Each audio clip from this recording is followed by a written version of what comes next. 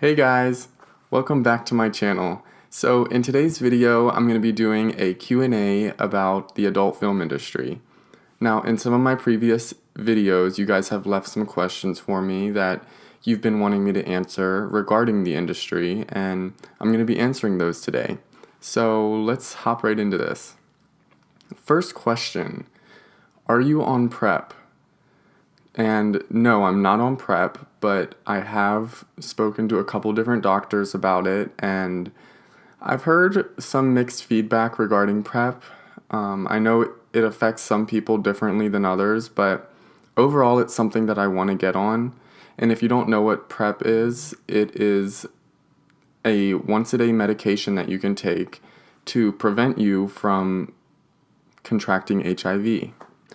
Now, some of you guys may know that HIV is something that has plagued the gay community for many, many years, and it's really amazing that PrEP is around now, and it just gives that extra piece of safety to guys if they happen to come in contact with somebody who does have it. So, next question. Was there ever a time you had to overcome self-doubt? If so, how did you overcome it? I did talk about this a little bit in a previous video of mine, and when I was first starting out in the adult film industry, I did not believe in myself at all, and it took a lot of motivational speaking from one of the producers that I was working with. He really instilled in me that I had what it takes and I just had to unlock it and stop getting into my head. And I think that can go on many different facets of life.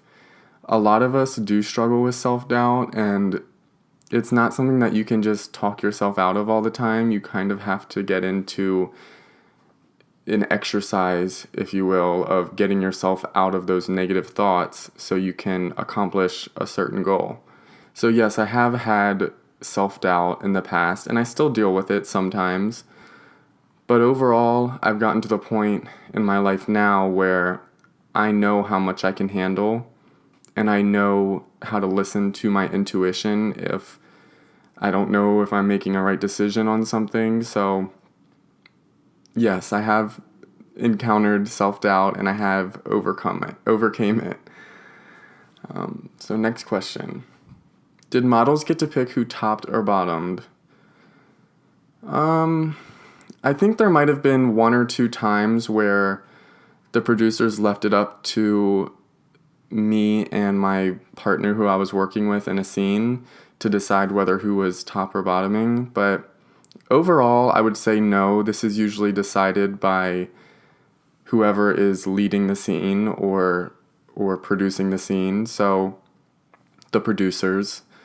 The photographers are usually left out of these decisions as well, so short answer to that question is no. Usually the producers choose who's going to top or bottom. And it doesn't have to deal with looks or anything. It's pretty much whatever they want.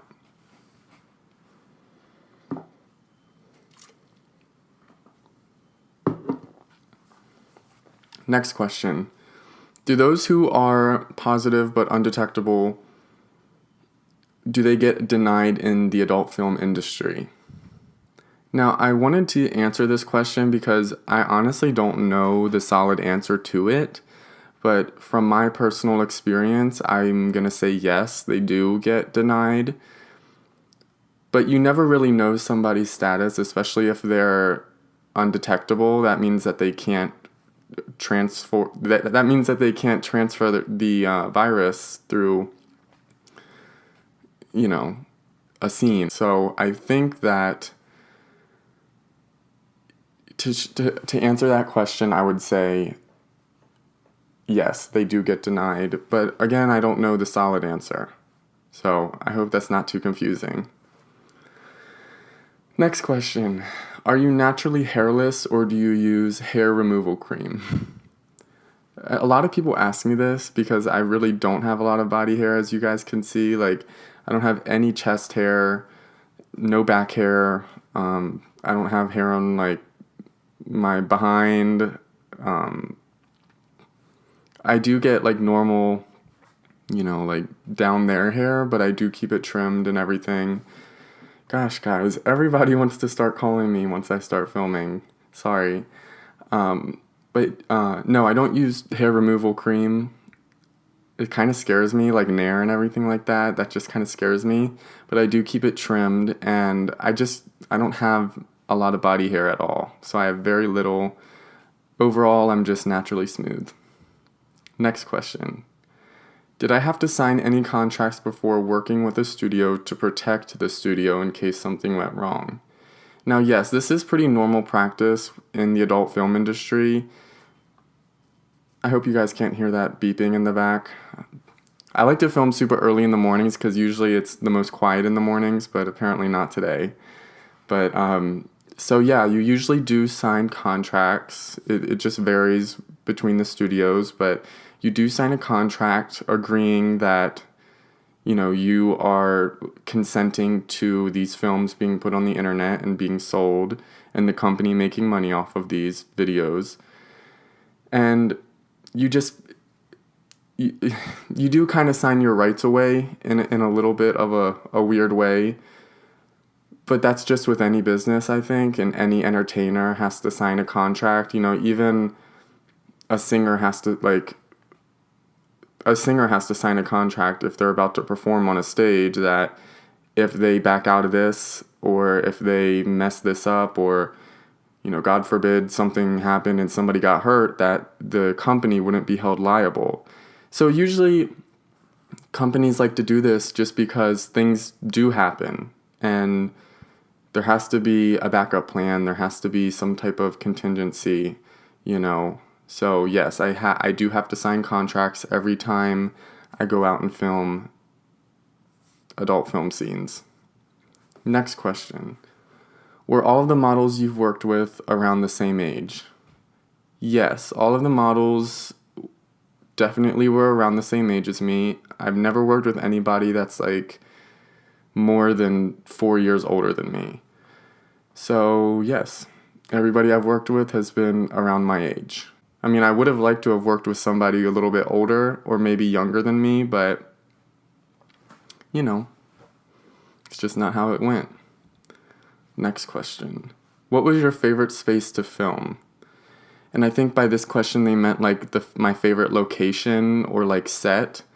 And for this, I would say in a bathtub. I have filmed a scene in a bathtub, and this was with BSB, and it was the first group of guys at the new house that they had bought, and it was like a new idea, and I was really open to it, and I really liked more mellow scenes that felt natural and not just acted out and like forced through. So like this tub scene was brought about to kind of play off of that, and it didn't really turn out the way I wanted it to, but it was fun and it was different. So I'd have to say the tub scene, and it just was really aesthetically pleasing the way it was filmed.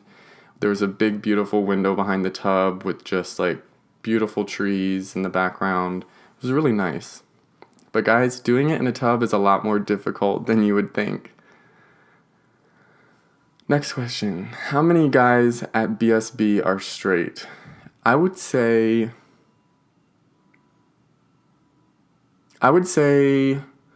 90% of the guys at BSB are straight, and if they aren't straight, they're pretty good at acting like they are, and they're not, super feminine or anything like that. So I think BSB is really strategic with who they choose to film with them, because at the end of the day, it is called Broke Straight Boys, not Broke Gay Boys. So I would say 90% of the guys at Broke Straight Boys are actually straight. Do you think you will find someone that is okay with your past? This is something that I do worry about sometimes. I worry that I'm going to meet somebody that I really, really like one day, and they're going to find out about my past because I'm not going to withhold it from them. It's not something I'm going to be secretive about. And as soon as I tell them, they're going to run for the hills. something like this kind of recently happened, but the guy who I was talking to, he said that he was okay with it, but I really think it bothered him, and he didn't let me know that he was bothered, but I could just tell. I don't know. So to answer this, it is something that worries me, but I'm keeping hope, and I'm just staying hopeful that I will meet that special someone that is willing to be with me no matter what. Hope that answers your question. Next question. Do most studios force BB or unprotected, or is it up to the models? I would say that most studios prefer and want the models to perform unprotected because it just looks better on camera and more people like watching that.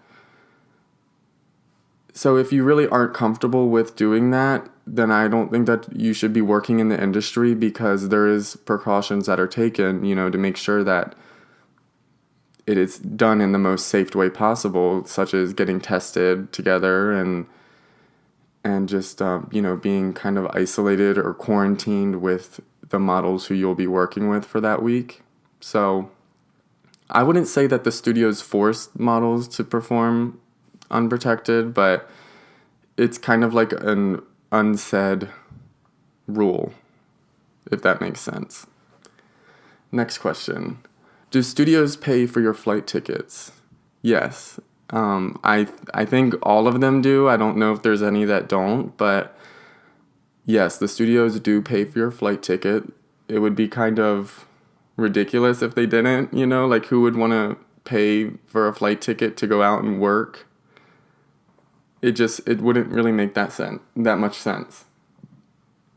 All of my flight tickets have been paid for, and they aren't ever taken out of my pay or deducted from my pay. So it's just something that the studios will do to get the model out, and yeah, that's that.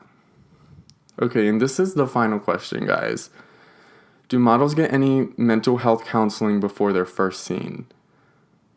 No, models do not get mental health counseling before their first scene. I think that would be really cool and nice and effective for a lot of first-time performers, but at some point you have to realize what you're getting yourself into.